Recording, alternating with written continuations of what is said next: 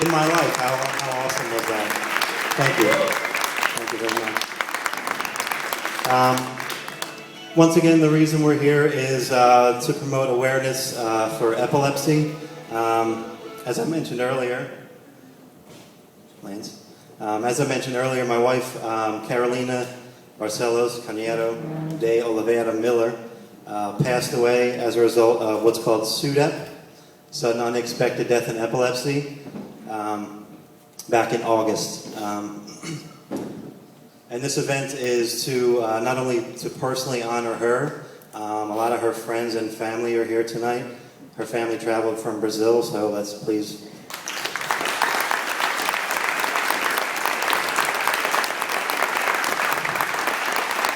Just a little bit of information about Carolina. Carolina was diagnosed with epilepsy in her adolescence. She didn't have it terribly severely. Funny to say, I guess. She had a seizure maybe once every few years, and she took medication daily that would suppress those seizures. And like I said, she died from what's called SUDEP. And the reason I mention this is, statistically speaking, SUDEP affects 1 in 1,000 epileptics who are actively undergoing treatment. That's to say you have medication daily, as Carolina did, or maybe you've had surgery or something like this. The number shoots up to 1 in 150 if you're an untreated epileptic, which, just to give you a sense of scale, I guess, that's actually a higher fatality rate than breast cancer.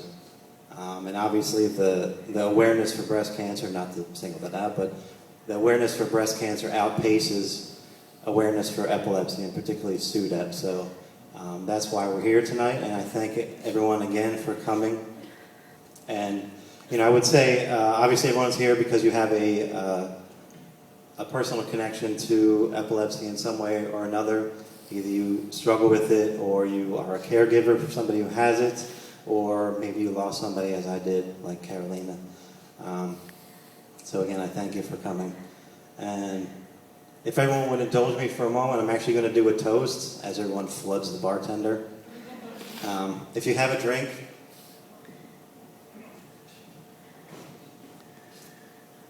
and I'm going to give you, Carolina was from Brazil, and we actually got married in Brazil in 2009 in a ceremony that was done in Portuguese, which I do not speak, but I smiled graciously and pretended like I understood what was happening. I said yes when I was supposed to, which I think every marriage is really supposed to be about. But I'm going to give you a mini Portuguese lesson, which is probably about all I'm qualified to give. And if you would join me in the toast, it's one word. It's a word that exists only in the Portuguese language. There's no translation in English. The closest definition is the absence, or the yearning, the emptiness, nostalgic missing you feel for someone or something. And the word is called saudades.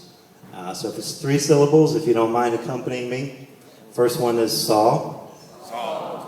Da. Da. Geez. Saudades. So if you join me, please toast Carolina. Toast anyone in your life who may be struggling with epilepsy in the here or the hereafter. And again, thank you all for coming. Saudades. Saudades. Carolina.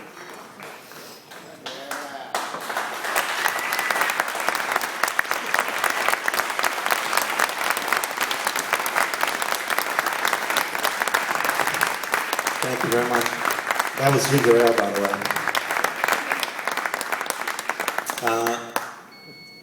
Again, when I started putting together this night to honor Carolina, I started approaching musicians that were had a resonance to our own relationship. At the top of the list was our next performer, who actually played our reception, which is unbelievable. I don't know how I scored that, but he's a working musician, travels the world, and just a tidbit or two about Carolina and I's connection to him. Sometimes when he'd be coming through the East Coast, he would actually stay at our place. And each time he would come through, Carolina would insist. She identified the life of a working musician as often spent on the road, away from family, away from friends, and definitely away from home cooking. So when Dan would come through the East Coast, she would always insist that he come over for a home-cooked meal. So that kind of explains a bit who Carolina was and always will be.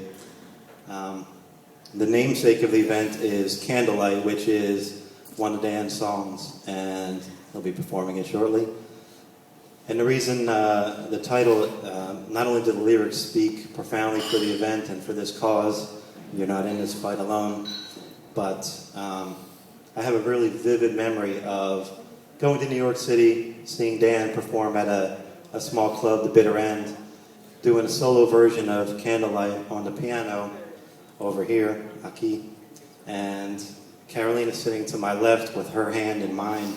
And I remember hearing the song and looking at her and just, that feeling that hopefully everyone here has felt at one time or another that I will cherish eternally.